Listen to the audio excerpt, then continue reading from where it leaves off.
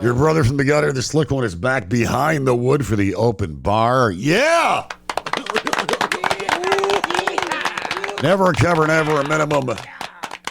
Just got done watching the Sabres loss to Montreal tonight. A lot of fights.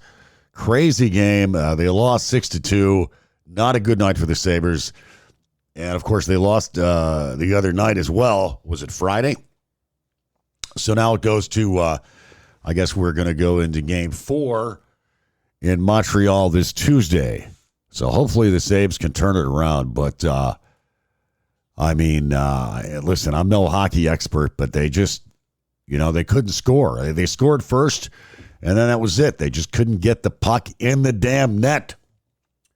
And Montreal, I think that goalie had a horseshoe up his ass. But he made a lot of great saves. And the Sabres, they just couldn't pull it off. So they've been here before. They've had their back against the wall before. And they came out on top. So hopefully they can turn it around here. We can move on to the third series. I think you got to win 3, right, to get to the Cup. So listen, even if they don't win this round, at least it's a major improvement. I mean, how many years was it? 13 years, 14 years that we didn't make the playoffs, just like the Bills, right? Before McDermott got here. And so there's always hope. If you live in Buffalo, if you're a Buffalonian, not only do you have to drink heavily and listen to Slick's Open Bar, but you have to be a prisoner of hope. You're goddamn right. And while we are on the subject of optimism, the Buffalo Bills held their rookie mini camp this weekend. All the rookies are here, and it's kind of cool. I kind of get a kick out of them. Like they usually show the number one pick, like rookie TJ Sanders. He gets his jersey, and they show him to where his locker is, and he's got all his shit hanging in there already, and his helmet, and it's like a dream come true for these kids, And so, yeah, they're all there this weekend. And I can't wait for training camp, although I am in no rush to blow off several summertime happy hours to get there. But having said that, yes, I am looking forward to mini camp and probably some interesting challenges with this new defense. Hopefully, we're definitely going to be more of an aggressive attack defense, more sacks, hopefully more turnovers, that kind of a deal. You've got some young rookies that will probably play a major part in restructuring this defense under Jim Leonard, the new defensive coordinator. So, yeah, and then people are excited about the new wide receiver. What's his name? Bell, the fourth-round pick, Skylar Bell. And some people are optimistic, believe it or not, that Keon Coleman could make a major step forward this year. I was listening to Stevie Johnson. I'll be all right. Stevie Johnson talking about Keon Coleman. It said that, he really doesn't have a lot of experience playing football. He played a lot of basketball. I don't think he played football till, I don't know, his senior year in high school or something like, I don't know. I'm bullshitting. But he hasn't played it his whole life. So he's learning a lot of shit. Stevie Johnson is working with him. So, of course, I'm being a prisoner of hope here again, but wouldn't that be great? Wouldn't that be tits if Keon Coleman really came on this year? And then also Skylar Bell, the rookie. And then, of course, don't forget we've got the kid that we had traded for from the Bears, DJ Moore. DJ Moore. Let's not forget about DJ Moore, who the Bills gave up a second-round pick to get from the Bears, who was a legit number one receiver. So I'm looking at this, and I'm thinking, plus with all the other dudes we already have on offense, I mean, this could really be our year coming up. But the only thing I'm a little concerned about is this whole defense. I like the idea of changing the defense to a more aggressive scheme, but they just might not get it down in the first year. But, I mean, how good do you have to be?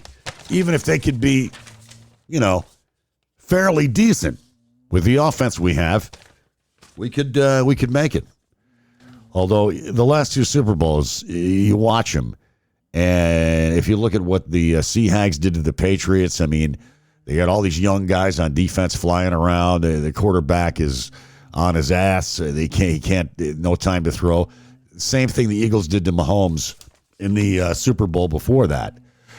So you got to have people on defense or a scheme that can put pressure on the opposing quarterback. And we have the quarterback. All we need to do is give him a defense, give him a halfway decent defense. We've already added some weapons on offense. So I'm, again, eternally optimistic that the Bills, maybe this will be the year. Although I don't want to jinx them. I'm never the kind of person that will say that. But it's, I don't know what the odds are, but it's within the realm of possibilities. They could get to the Super Bowl this year. And, of course, they're tearing down the old stadium. What the fuck? I thought they would implode it. That's what I like. I like to see shit get blown up. But they didn't do that. They're taking it apart piece by piece, and then they're selling the stuff. You can buy a piece of turf or a piece of a seat. People are buying fucking urinals. I don't know what's wrong with people. But, you can get a piece of anything. They'll sell you. Evidently, there's some company that does this. I don't think I'll be sending away for anything. But if you get it organically, that's one thing. But I think the last time they remodeled the stadium, people were coming to get the seats. And I think somewhere somebody got the idea that, hey, we can make some money off of this shit. We can make some money off of this. And so that's what they're doing. And I think it's just going to be a parking lot over there. Although there was talk that the Bills, I'm hoping they're going to do something, like make some kind of Buffalo Bills little mini Hall of Fame or something, like the Patriots have, Patriot Way or whatever they have, and they have all this interactive shit and, like a little mini Buffalo Bills museum and, that kind of shit. Do some interesting new stuff. So maybe they'll do that. I don't know. I guess we're just going to have to wait and see what happens. Medication time. Medication time. All right, get ready to be happy. Vladimir Putin. Everybody's favorite Rusky. Everybody's favorite comrade. He is not doing well right now, Putin. He's very paranoid. Some top Russian general just got his car blown up over there. And Putin's security teams, their homes that they live in are under surveillance. Their homes that they live in are under 24-hour surveillance. There are internet blackouts. People can't use their cell phones or computers. Putin has just been putting Russian troops into a meat grinder. Their unemployment is only 2.5%, but that's because there's nobody left. I think over 1 million Russians have been killed in this war because Ukraine and Zelensky are just kicking their ass. They're kicking their ass around the block for drill. And Ukraine's drones that they have now can get like way deep into Russia.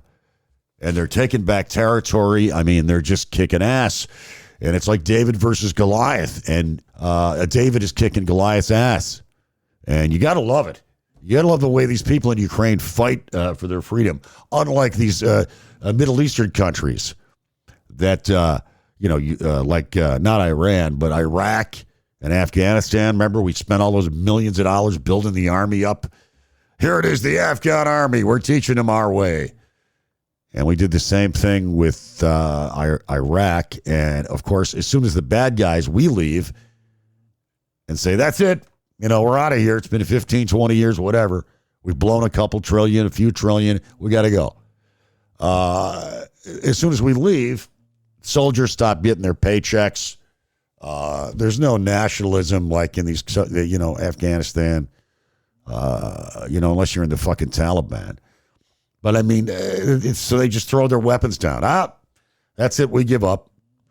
And you can't blame them. You really can't blame them. But this meat grinder that Putin's been running, you got to know the people aren't too happy with him. And the rumor is that a lot of his billionaire friends who keep him in power, who put him in power, they're not too happy either.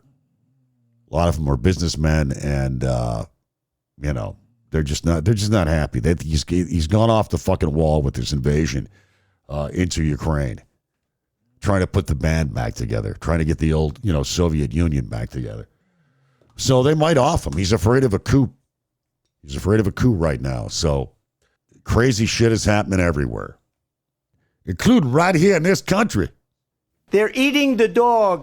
And hey, did you hear about this? More than 500,000 people paid $100 each as a down payment for a gold smartphone featuring an American flag that Trump Mobile.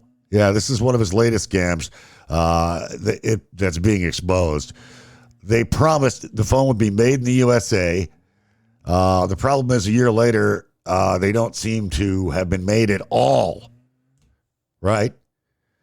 This is supposed to be an alternative to Apple and Samsung.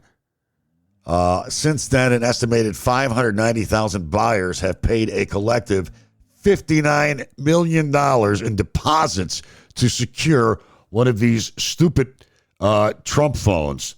That's a lot of potatoes. Woo! Woo! Yeah.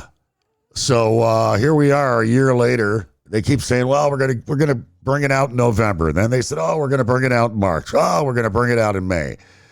And the T1 Trump phone is nowhere to be found. Not a single confirmed customer has received the phone, which was initially promised for late summer of 2025. But as I said, they keep moving it. They also redesigned their website, removing the release date altogether. So these people have been, looks like, screwed out of their money by this Trump phone scam. Did you hear Obama being interviewed? Was it last week?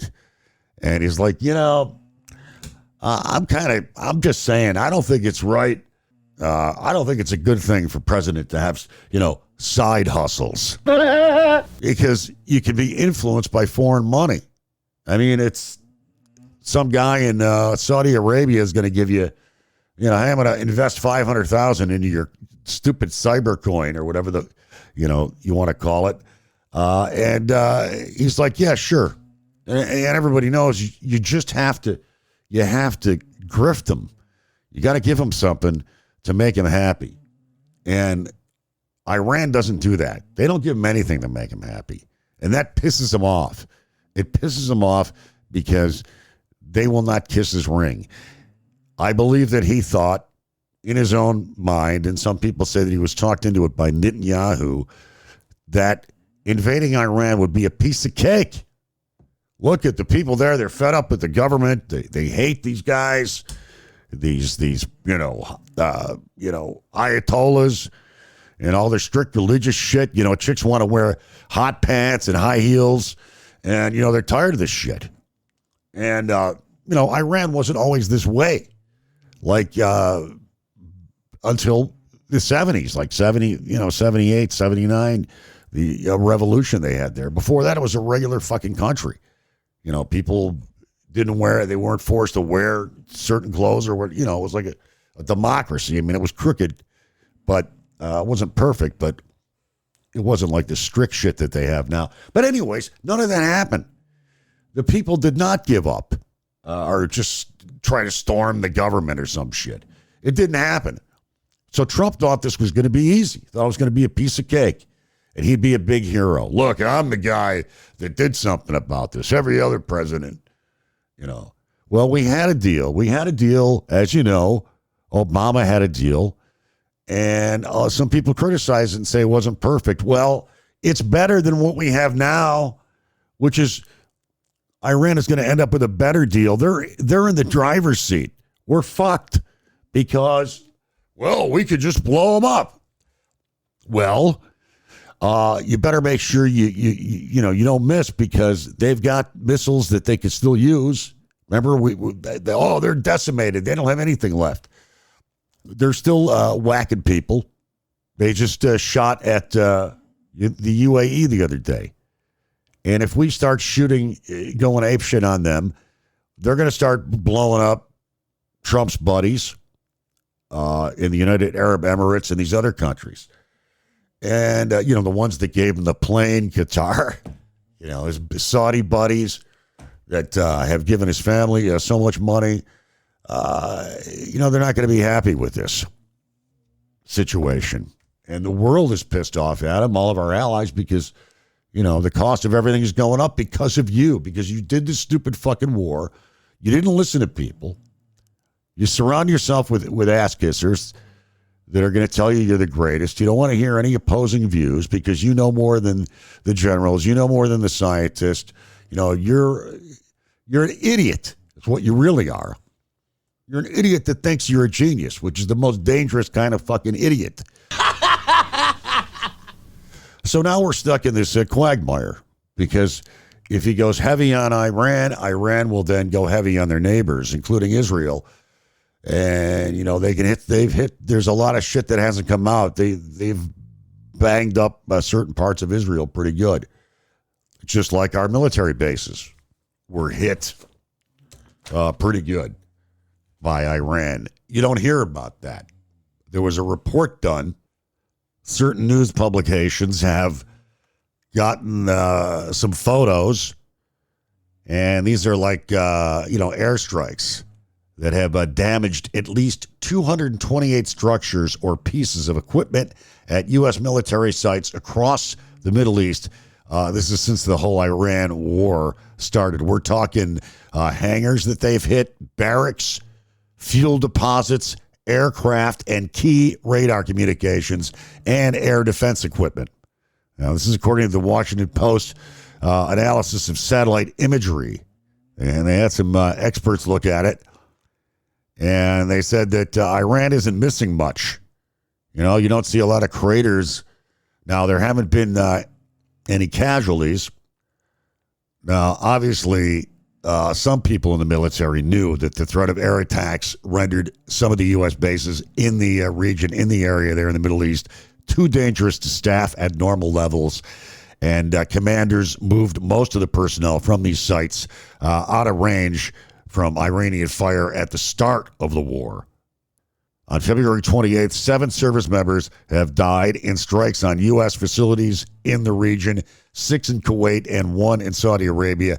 And more than 400 troops have suffered injuries, which is a pretty fair amount. And it says here that at least 12 suffered injuries that military officials classified as serious. So who knows what they're not telling us? What we don't know. This is just some of what we know. But you don't see that on CNN or Fox. Hey, look at these pictures of our fucking destroyed military barracks and shit. And lucky we were smart enough to get people out of there. So Iran has the capability to hit people in the region. And you don't think that they've prepared for this over the years? That they haven't thought this out? What happens if they do this X, Y, and Z to us? They've got weapons. They've got missiles still. So they can still fuck people up. And the regime is still in power. And if we've done anything now, we've definitely proved the point to all the people, or if there were any people in Iran that said, hey, nobody's going to nuke us. We don't need a nuclear bomb. No one's going to fuck with us. And then we attack them. And so now, we better get a nuke.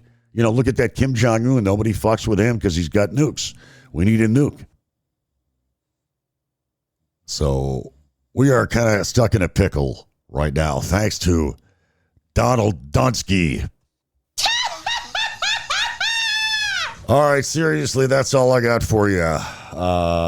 That's going to can it for this edition of Slick's Open Open Bar Slickcast. And don't forget to share this with your friends. Let them know where I'm at. You'll always find me here. We are on episode 93. It's going to be 2 years in July or August. I think I started this thing up. So hey, what else have I got to do? You can, by the way, tell your idiot friends that they can get us on any of the major streaming applications such as Apple Podcasts, Spotify, Amazon, iHeart, YouTube, and of course we originate out of Podbean. And if all else fails, go to slicktom.com, my old website. There's a link there to all the dynamic episodes of Slick's Open Bar. And of course, we'd like to thank Julia from Lakewood Studios for the swell graphics of myself and, of course, all the technical streaming devices, streaming platforms that you hooked me up with and all that. Lakewood Studios, located in Barker, New York. Woo! Woo! All right, that's all Slick Daddy's got for you tonight. Until next time, of course, live fast, die old, remain calm, circle the damn wagons, go Bills, go Sabers, and of course, weed, whiskey, and Warren Zevon. Biatches!